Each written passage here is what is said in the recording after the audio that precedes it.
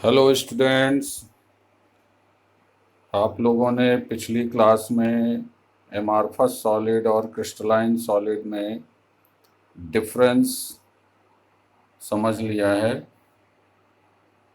आज हम इन text question को डिस्कस करने जा रहे हैं, तो ध्यान से ज़रा समझिए इसको। In text question 1.1 question is given here, why are solids rigid.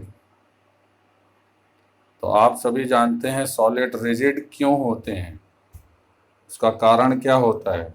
Solid में इंटरमॉलिक्यूलर फोर्स ऑफ अट्रैक्शन जो होता है, या कहिए इंटर एटॉमिक इंटरेक्शन जो होता है, वो बहुत स्ट्रॉन्ग होता है, जिसकी वजह से उनका इंटरमॉलिक्यूलर स्पेस बहुत कम हो जाता है, और इंटरमॉलिक्यूलर स्पेस कम होने से ये रिजिड हो जाते हैं। इनका शेप, साइज, वॉल्यूम सब फिक्स हो जाता है। तो solids are rigid due to strong intermolecular force of attractions.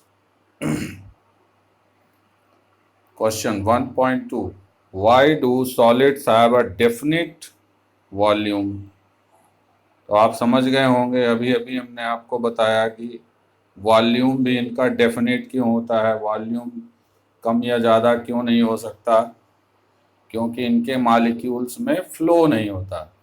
Volume किसका कम ज़्यादा हो सकता है? गैस का क्यों हो सकता है? क्योंकि उनके मॉलिक्यूल्स में काइनेटिक एनर्जी होती है, जिसकी वजह से वो मॉलिक्यूल इधर उधर मूवमेंट करते हैं।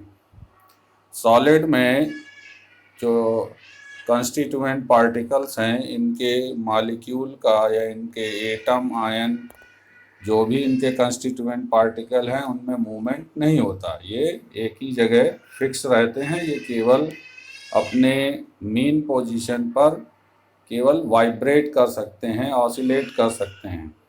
तो इंटरमॉलिक्यूलर फोर्स ऑफ अट्रैक्शन बहुत ज़्यादा होने की वजह से और फ्लो होने की प्रॉपर्टी न होने की वजह से सॉलिड का जो वॉल्यूम है वो डेफिनिट होता है। Question 1.3, classify the following as amorphous or crystalline solid। तो आपको ये जो कुछ एग्जाम्पल दिए हुए हैं सॉलिड्स के, like polyurethane, naphthalene, benzoic acid और पोटेशियम नाइट्रेट, टेफ्लॉन,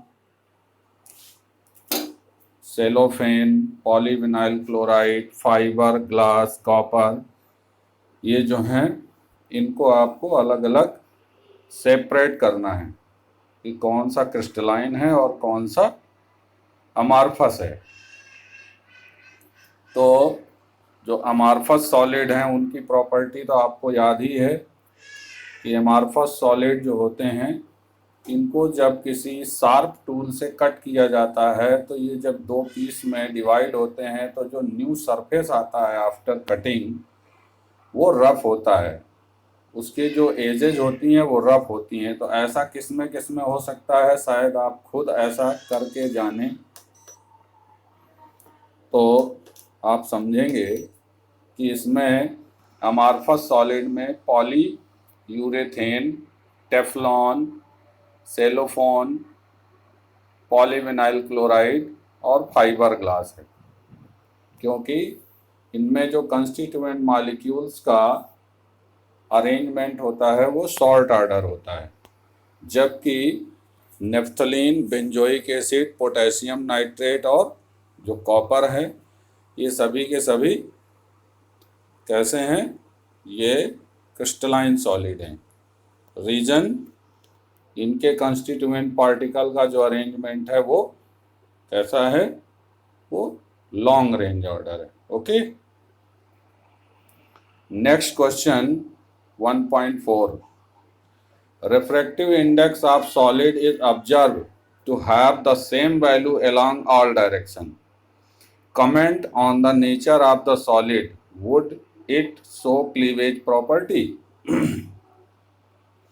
आप समझ रहे होंगे, आपको समझाया था कि जब किसी सॉलिड को हम अलग अलग डायरेक्शन में कट करें और उसके उस डायरेक्शन में हम रिफ्रैक्टिव इंडेक्स या फिर इलेक्ट्रिकल रेजिस्टेंस को मेजर करेंगे तो वो अगर सेम आता है तो इस प्रॉपर्टी को कहते हैं आइसोट्रॉपी। और ये तभी हो सकता है जब मॉलिक्यूल का अरेंजमेंट शॉर्ट रेंज ऑर्डर हो। तो ये एमॉर्फस सॉलिड में होगा और एमॉर्फस सॉलिड नेचर होने की वजह से इसमें क्लीवेज प्रॉपर्टी शो तो करेगा, लेकिन आफ्टर क्लीवेज इनकी सरफेस कैसी होगी? रफ होगी। ठीक है बच्चों, इतना समझ में आ गया है। अब अगले वीडियो में हम क्लासिफिकेशन ऑफ क्रिस्टलाइन सॉलिड को डिस्कस करेंगे।